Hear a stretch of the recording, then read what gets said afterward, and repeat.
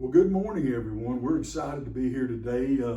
We have in with us this weekend. He's going to be with us all day tomorrow. Prospective Associate Pastor candidate, Pastor Tony Brooks, and we're really excited to have him here with us. Tony's official title here is going to be Associate Pastor of Students and Discipleship. We wanted to make that title cover as much territory as possible. So we picked something where we could cover a lot of different areas under that. But we're looking forward to Tony coming on the team here and helping us out, and we're excited to have him. You know, with COVID-19, it's really been difficult to meet together and to talk about things as much as we might like to. So I thought today we'd just do this video and help a lot of you get to know Tony a lot better. And I hope that you'll be here tomorrow to hear him in person and be back with us tomorrow night to hear him preach, as well as to extend an official call to him. So, Tony, I'll tell you what today, brother, I know you're known to a lot of people here at our church, but tell us a little bit about your testimony. Tell us a little bit about your ministry, your family. We want to hear all about them. So, tell us all about yourself, brother. Well, I guess let me start with my family. I'm married to my wife, Selena. A lot of you may know Selena. She was Selena Ward before she was Selena Brooks. And then we have 4 kids, Darren, Landon, Jonathan, and my little princess, Hannah. And so they're all excited about the possibility of coming back here, back home. And so that's kind of exciting for us. But and I'm going to talk a little bit about this tomorrow morning, but I accepted Christ as an 11-year-old, was baptized here by David Smith, the old youth pastor from here, and from that time had been involved in the church just as much as anything. I mean, if the doors were open, I was here, and so went through youth ministry with Juan, and I knew that in my life I wanted to work in sound systems and do things like that, and I had a boss that would tell me, you don't have to worry about money. I'm going to make sure you're okay. I didn't have a desire to go to school, and we had this guy come to the church named Daryl, and he said, "Why don't you be my intern for the summer?" And I said, "Sure, I'll do that. I can play games." That's what I thought the internship would be, and did that for the summer. Went back to my job, and I just didn't like my job anymore, and knew that God was starting to call me into ministry, and so started serving then. Became Daryl's intern. Served in a church in Cochran for a little bit, the college students, and came home, got married, and then went into seminary. And over the last really 15 years, been in seminary and then served in a church as a youth pastor in Ellaville, Georgia, and then went to Mississippi, where I was a family ministry guy, where I did small groups, youth ministry, children's ministry, administrative things, and in the same thing where I'm at in North Dakota now. Been on quite a few mission trips and things, but have had the opportunity to serve in a lot of different areas in ministry. And so my heart and desire really is for family and students and children, and just to see parents take up their role as a primary disciple maker, and to really work with them a lot, but just a whole disciple making process of always looking to see how we can make disciples and people that can follow the Lord. Yeah, that's right. One of the things that you may not have known is that Tony grew up here in this church. Actually, I came to know Tony while we were in seminary. I was his pastor for a while.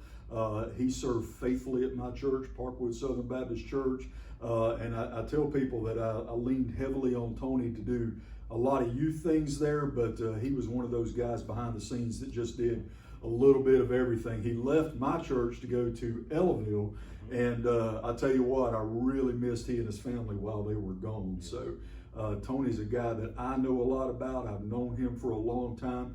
Interestingly enough, it's amazing the way God makes paths cross.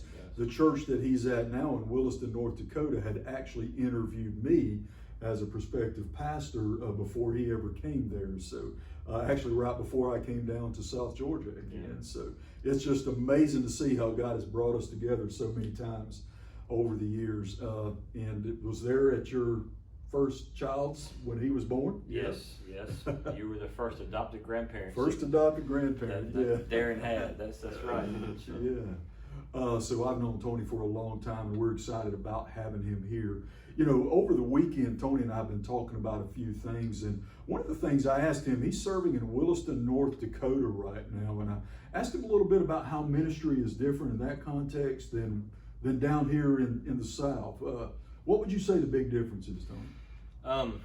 Well, a lot of it's just, I think, culturally. I think down south we're culturally Christian.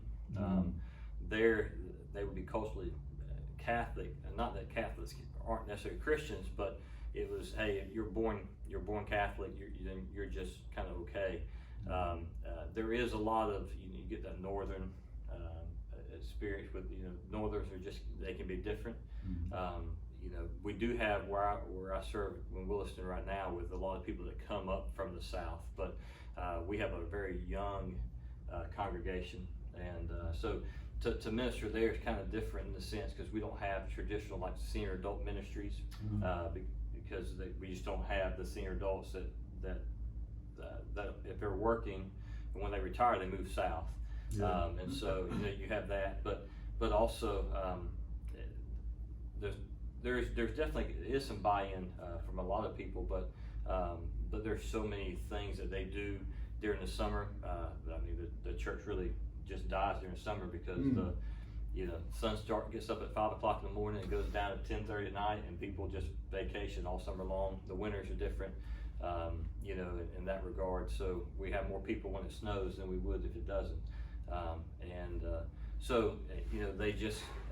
A lot of times people can think they're just okay because, well, I was Catholic or what have you, and so it can be different in that regard. But you can't do a lot of outreach ministry. There's a lot of a lot of complexes and things, and so it is different in that regard. It's Northerners and Southerners are just different. Different kind of culture. They are in that. But there's a lot of commonalities too, and I think one of the things that the past few months have taught us all is that maybe some of the things that we thought were so important in church, that we spent a lot of time and energy on, were a little less important than we actually thought they were. I would, if I could go back and rewind, I would not go through the last few months again. I have missed meeting together as a church, and we're beginning to ramp that back up again.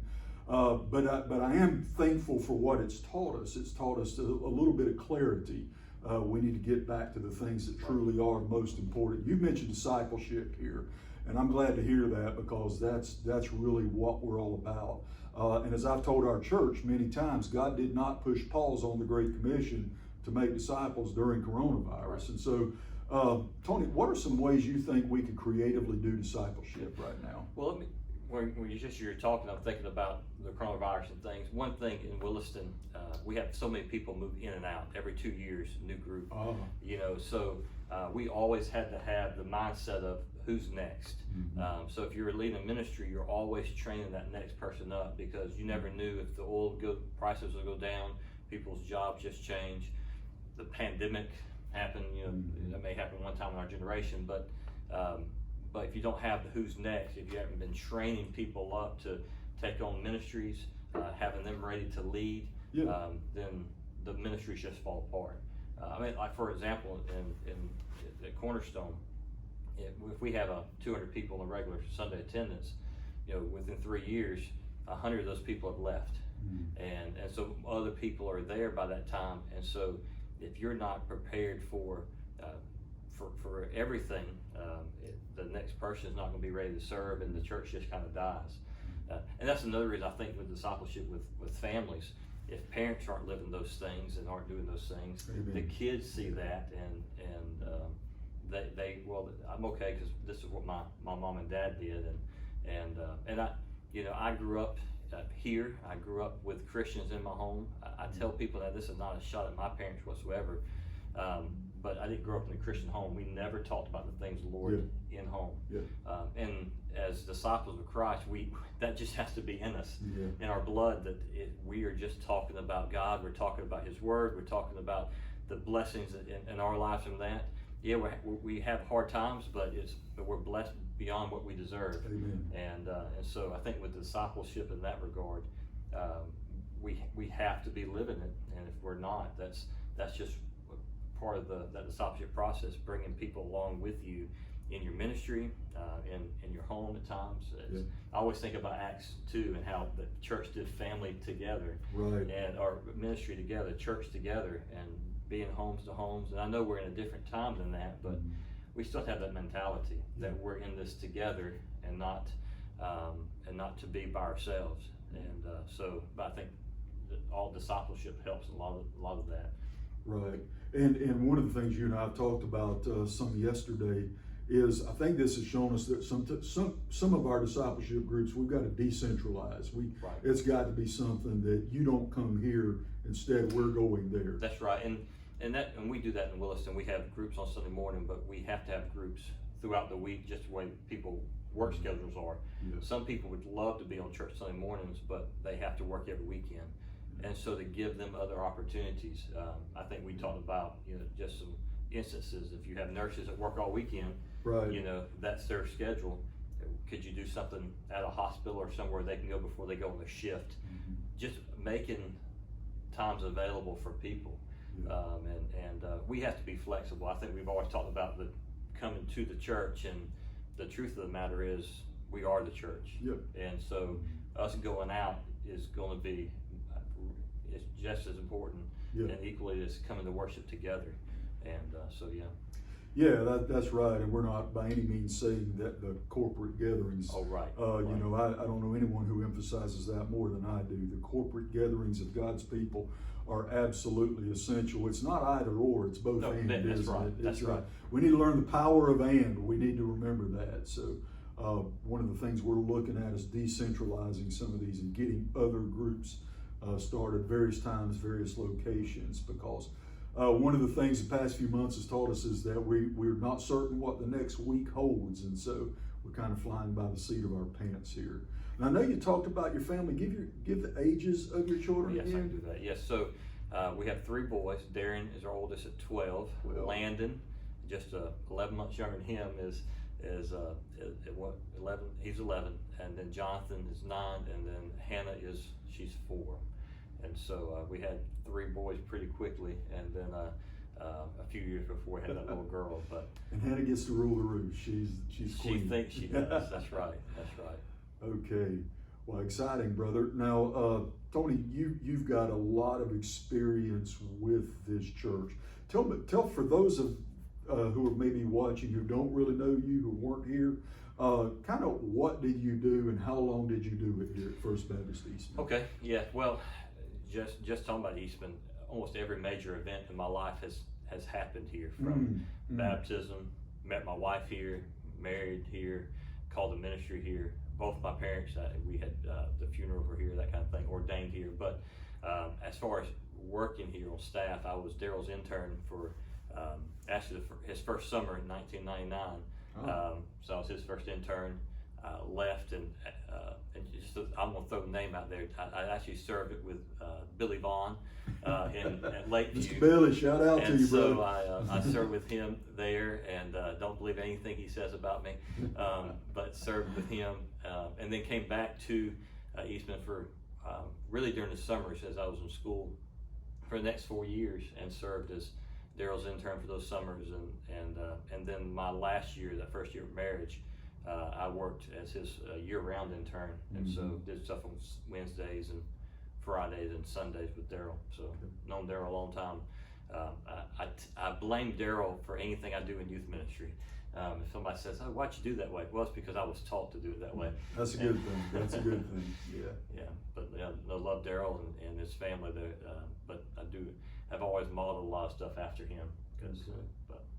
And I think that's important because you understand Eastman. You know the culture here, and that's one of the good things. And I guess I would also say, not only is he known to me and Daryl, but he's known Clay for a long time. So there's a lot of experience there with our current church staff.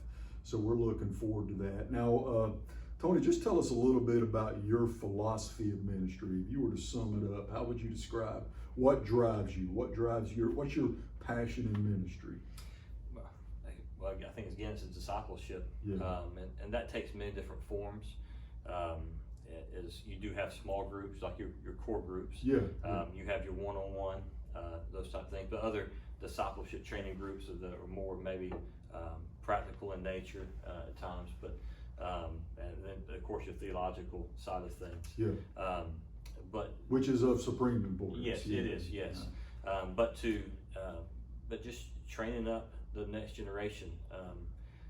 I've told people my favorite ministry has always been students, and that has grown and developed into with families a lot. Yeah. And so,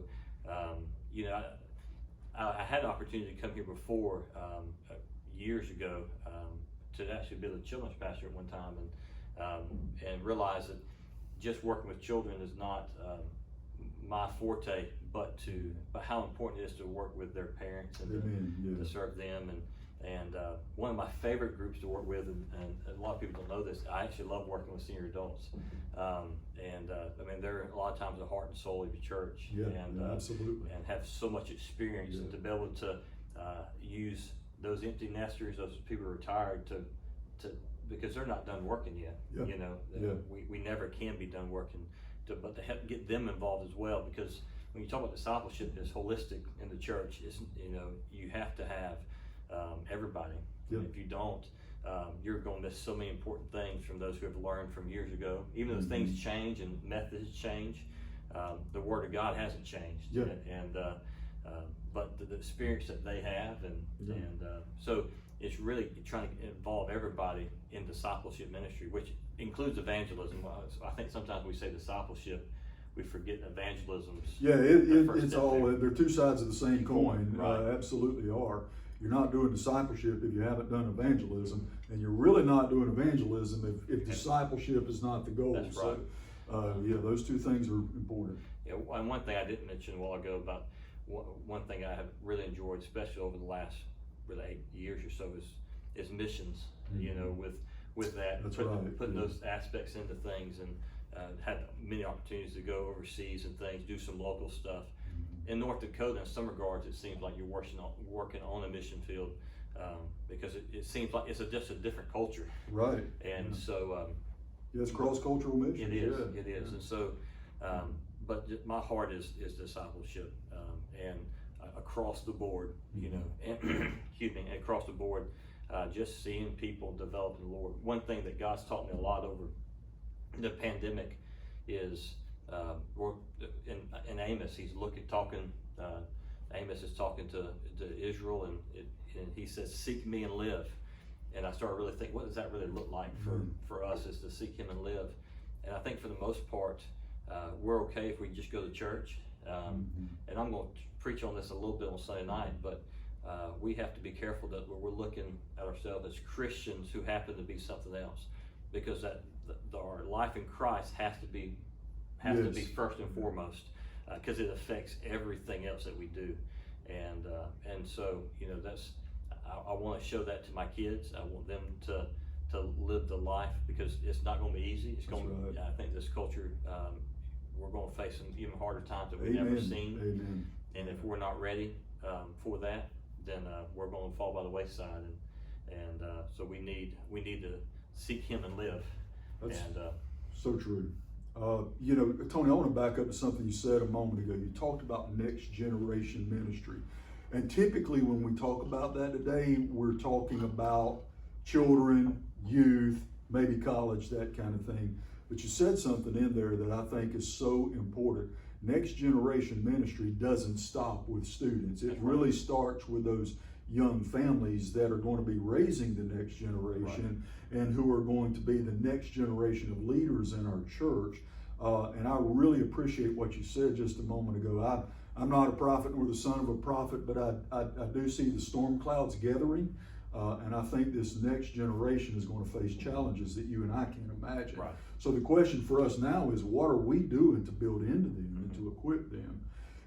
Tony said something a moment ago about each generation being involved in discipleship. We've been preaching through the book of Titus. And just last week, we're talking about older men teaching younger men, older women teaching younger women. there's an assumption that the church is a multi-generational body, and that each generation is involved in training up the next. And I think that's an important part of what we do here. Well, you don't see it without, in Scripture, it doesn't just talk about the next generation. It says we teach your children's children. It's always looking forward to several generations in discipleship. Yeah. And if Eastman First Baptist is going to be a strong church 100 years from now, it's incumbent upon us right now to do that. It really is. I want to back up to something else that I think Tony brings to the table here. Our staff is made up of a bunch of middle-aged guys who are learning just how little we are abreast of technology now. Tony brings a lot to the table in that. He's done a lot. In fact, I know when he served with me up at Parkwood that Tony was really helpful on audio-visual kind of stuff, technical aspects. He actually installed our presentation system at that church at the time. And Tony brings a lot of expertise into that. Tell us a little bit about your background. And I think you worked with Brother Kenny Powell for a while. I did. I worked with Kenny a long time between before he owned this company and just with another company. And then with in seminary, I was head of classroom technology, did a lot of stuff there. I've learned much more about video stuff in the last 6 months than I ever wanted to know, but with just trying to figure out how to do pandemic stuff and do services online. But for a long time, I learned doing sound systems in the sanctuary here with that system, and spent a lot of time doing that. Like I said, that's what I thought I was going to be doing for my career, and I don't want to do it for a lifetime. Right. Ministry is my call, vocational ministry, but God has really used what I've learned as a teenager working with sound system things, and as much as it changes. I'm sure I'm not up to date on everything, but I do enjoy that aspect of things and trying to help do those video and live sound type things. Yeah. One of the areas where we learned we had a lot of room for improvement is just in kind of what we're doing right now. We're having to do so many things online. I think my first devotional that I recorded when we went into a coronavirus shutdown, I jokingly told someone it looked like a Taliban hostage video. We just weren't that good. We've gotten a little better at it right now, but we've still got a lot of room to grow. Yeah. So I think Tony can advise and consent on that kind of stuff. We're looking for it. Well, brother, what else would you like our church to know about you? Anything in particular? Well, I was just thinking, with Eastman, this is kind of a surreal moment for me, a dream come true in some regard. I've always, since I've left, admired the just the longevity of the staff. You do have a little bit of turnover in certain areas, but you don't find staff that are at a church this long that get along as well as this staff does. Yeah. I'm sure they have jabs at each other, but no, never. They love to serve each other and to be together, serve the Lord together, and this is really a dream come true for me.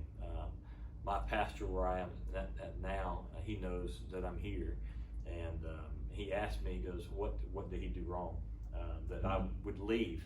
And I said, brother, it has nothing to do with that. It's the draw of this church. It's a beacon here in Eastman, has been for a long time. Amen. And it's exciting to think that I could be a part of this and to serve with you. One of the things I've always told people, the neat thing about coming back and visiting Eastman is I don't know everybody. I don't know everybody in First Baptist anymore, and that's a testament to how the church has changed and has grown, which is what needs to happen. Sometimes that's because people die or they move away, but a lot of it has to do with the outreach the church has done, and you bringing new people in, people being baptized and trusting Christ, and so the faces are different. I may know half of you, and half of you know me. The other half probably doesn't, but that's a great thing, because that means over the last 15 years since I've been gone that the church has not stopped working and serving, and so I'm just excited for this opportunity to do that, to work again with Daryl, with Todd, and Clay, Roger. I don't know Roger, but I look forward to getting to know him and working with him, and so I think it just be it's going to be it could be an incredible ministry and team. I agree. I've often said that I've told a lot of people that the one thing that has made all of this upheaval during coronavirus better, and I think has helped us do a good job, is the staff that we have at this church. These brothers are skilled, they're experienced, they're godly men. And let me just say on a personal level, I've known Tony for a long time. Like I say, I was his pastor for a while up in Indiana. And Tony was fantastic then, and the only thing he's done is gotten better and more experienced since that time that he's left us. And so I'm excited about the possibility of him being part of this pastoral team. Let me kind of tell you how the tomorrow is going to go. Tony's going to be speaking with us both at 9 o'clock and 11 o'clock. He's going to be sharing a few of the same things that he's talked with us here about today. He's going to be preaching for us tomorrow night at 6 o'clock. Now, before that 6 o'clock service, we're going to have a reception for him there in the fellowship hall. So we want to encourage you to come out at 4:30 and just drop by, shake his hand, meet with him, ask him some questions if you'd like to. He's going to be available before that 6 o'clock service. And then we're going to have our 6 o'clock service. We'll be voting for him after that. So I just want you to take advantage of all this time that you have tomorrow to come out and meet him. Guys, I want to remind you that this will be the last Sunday we don't have core groups. Lord willing, we'll be meeting together in the month of August, resuming our Wednesday activities, resuming our Sunday morning core groups. And when we do that, don't forget, that early service will revert back to 8:45 once again. So we're excited about ramping things back up. I've been praying for God to protect our services when we meet together. I want you to join with me in that prayer. Coronavirus is still out there. We all know it, but God is sovereign, and we want to appeal to Him for His hand of blessing upon our church. We're looking forward to getting together tomorrow. Tony, thank you so much for taking this time today. We're having to come up with new and creative ways to get face-to-face with people, so we're excited to be able to do this. And I know we're going to have a great day of worship tomorrow. God bless you. Have a great evening, and I can't wait to see you tomorrow morning.